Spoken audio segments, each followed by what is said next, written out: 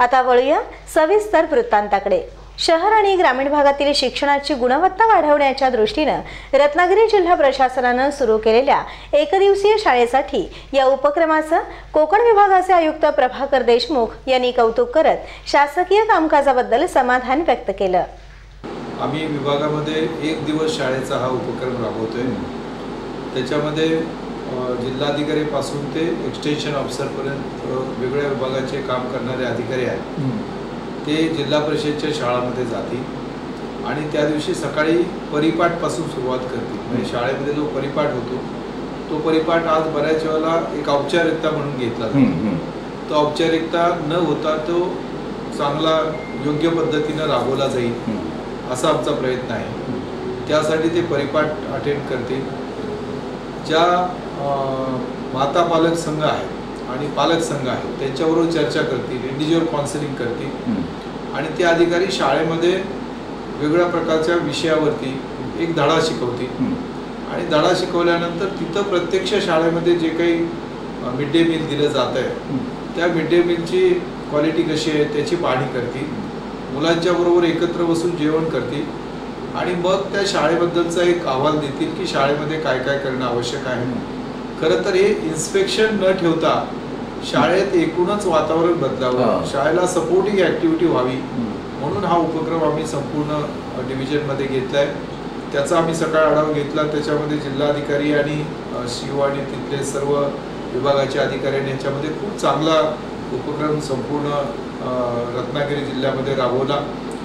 नरेगा योजना ही शासनाची एक चांगली योजना असल्याने त्याकरता निधी भरपूर उपलब्ध आहे, तरी त्याचा लाभ नागरिकांनी घ्यावा असं आवाहन आयुक्त प्रभाकर देशमुख यांनी केलं।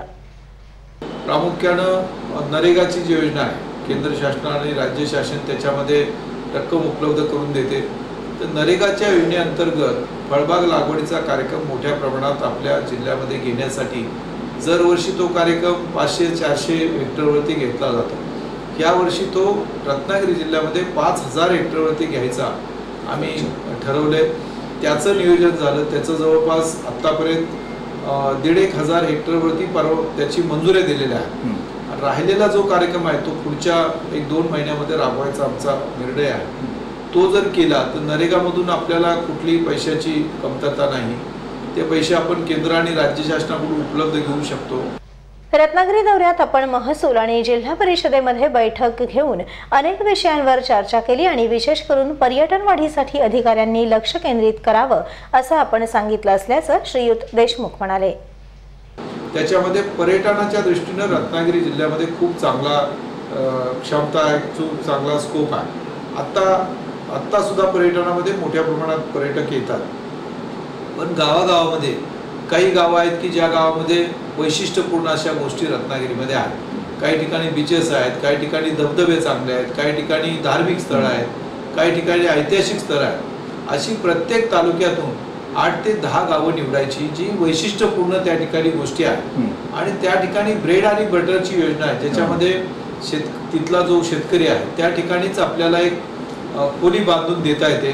त्याच्यामध्ये काही शासनाकडून मदत घेता येते, काही शेतकऱ्याकडून मदत घेता येईल आणि त्याचं जे व्यवस्था आहे, स्टँडर्ड आहे ते संपूर्ण जिल्ह्यामध्ये जर एकसारखं ठेवलं आणि या पद्धतीनं ह्याचं मार्केटिंग करायचं आहे, त्याच्यासाठी जी पब्लिसिटी करायची आहे ती जिल्हाधिकाऱ्यांनी एक प्लॅन तयार केलेला आहे। त्यामार्फत जर आपण केलं तर अनेक गावं जी आपल्या नकाशावरती नाही आहे, जिथं वैशिष्ट्यपूर्ण अशा गोष्टी पर्यटनासाठी आहे ती गावं आपल्याला पुढे घेता येतील आणि त्या माध्यमातून जो रत्नागिरीमध्ये जिल्ह्यामध्ये संपूर्ण एक मोठं पोटेन्शियल पर्यटनाचं आहे ते पोटेन्शियल कशा पद्धतीने अधिक निर्माण करता येईल आणि डायरेक्ट आणि इनडायरेक्ट रोजगार कशा पद्धतीने देता येईल यासाठी आजच्या बैठकीमध्ये आम्ही चर्चा केली।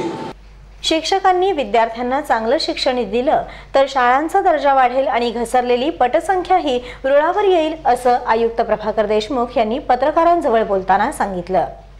जो आता गुणवत्तेचा कार्यक्रम आपल्याला प्रत्येक जिल्हा परिषद शाळेमध्ये घ्यायचा आहे। आज जिल्हा परिषद शाळेमध्ये शिक्षकांची संख्या भरपूर आहे, त्या ठिकाणी मुलांची उपलब्धता कमी होते। ती मुलं जी कमी होत आहे ती अधिक कशी वाढवता येईल त्यासाठी गुणवत्ता वाढीचा जर कार्यक्रम आपण घेतला आणि लोकांना खात्री दिली की या ठिकाणी चांगल्या गुणवत्तेचं शिक्षण दिलं जाईल तर जिल्हा परिषदेच्या शाळेमध्ये अधिकची मुलं येतील आणि त्यासाठी जिल्हा परिषदचे मुख्य कार्यकारी अधिकारी एक कार्यक्रम तयार करतायत। त्याच्यामध्ये संघटना म्हणजे शिक्षक संघटना असतील, शिक्षक तज्ञ, शिक्षणामध्ये काम केलेले चांगले शिक्षक आहेत, बाहेरचे काही तज्ञ आहेत, त्याला एकत्र घेऊन एक कार्यक्रम तयार करतायत आणि आमचा प्रयत्न आहे की तो कार्यक्रम जिल्हा परिषदेमध्ये जनरल बॉडीला दाखवला जाईल। जिल्हा परिषदेचे अध्यक्ष आणि काही जिल्हा परिषद सदस्य त्यांच्याबरोबर मी चर्चा केली आणि त्यांनी सुद्धा सांगितलं की हा कार्यक्रम आपल्याला प्राधान्याने घ्यायला पाहिजे। दरम्यान महाड येथील सावित्री नदीवरील पूल कोसळून झालेल्या भीषण अपघाताप्रसंगी महसूल विभागानं आणि विशेष करून रायगड आणि रत्नागिरीचे जिल्हाधिकारी प्रदीप प्रभाकर यांनी चांगली कामगिरी केली असल्याचं कोकण विभागीय आयुक्त प्रभाकर देशमुख यांनी सांगून त्यांच्या कामाचं कौतुक केलं। मी त्या ठिकाणी स्वतः गेलो होतो। आमचे जिल्हाधिकारी रत्नागिरी आणि जिल्हाधिकारी रायगड हे स्वतः गेले होते। जिल्हाधिकारी रायगड तिथल्या प्रत्यक्ष कामाचं मॉनिटरिंग आणि सगळी व्यवस्था पाहत होते।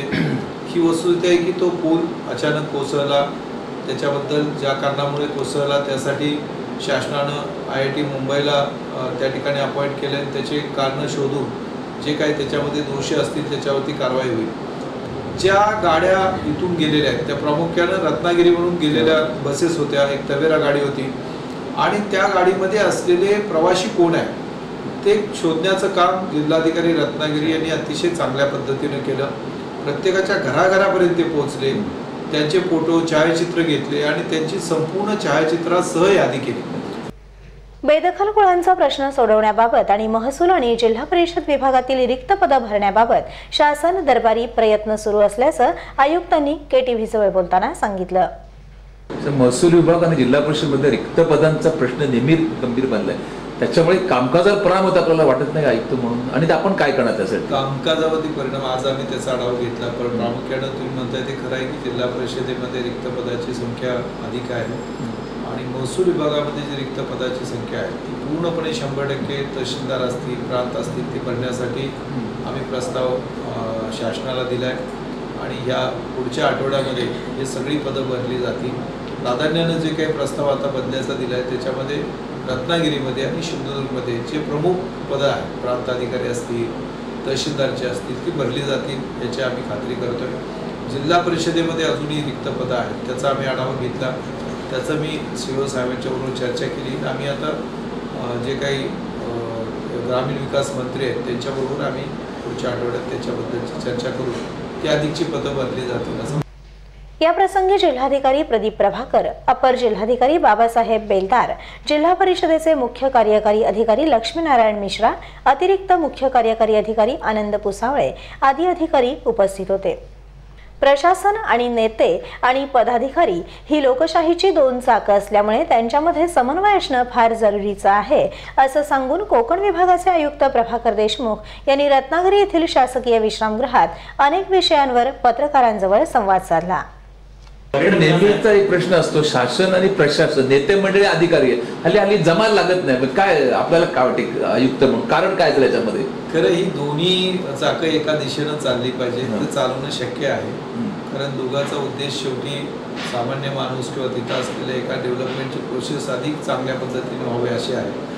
मला वाटतं की तो संवाद अधिक चांगला केला तर ते निश्चितपणानं एक दिशा संवाद कोणी करावा, अधिकाऱ्यांनी, पदाधिकारी का नेते मंडळी? अधिकाऱ्यांनी, पदाधिकाऱ्यांनी, सगळे पदाधिकारी लोकांच्यात निवडून आलेत, अधिकाऱ्यांना त्यांना त्यांची मदत करायसाठी नेमलेले आहेत, ती अंमलबजावणीचं काम अधिकारीच करतात। दोघांचा संवाद चांगला असण्याची आवश्यकता